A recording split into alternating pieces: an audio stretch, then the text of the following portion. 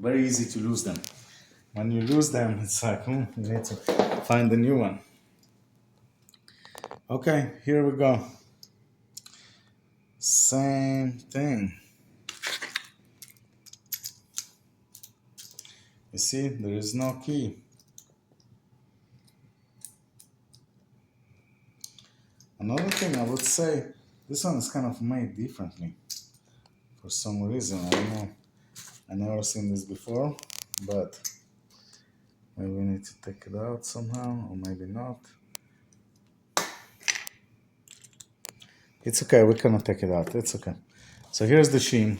Again, I took this one out. Shim goes inside. You see where the pins are? Go into the pins.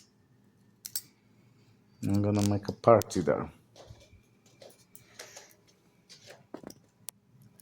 Inside the pins, parties. Okay, here, shim. With this finger I push it. This key wiggling inside. And wiggling, we're putting the pins up. So, you see, while I'm wiggling, I'm trying to enter. Okay, we got into the troubles. And then we need to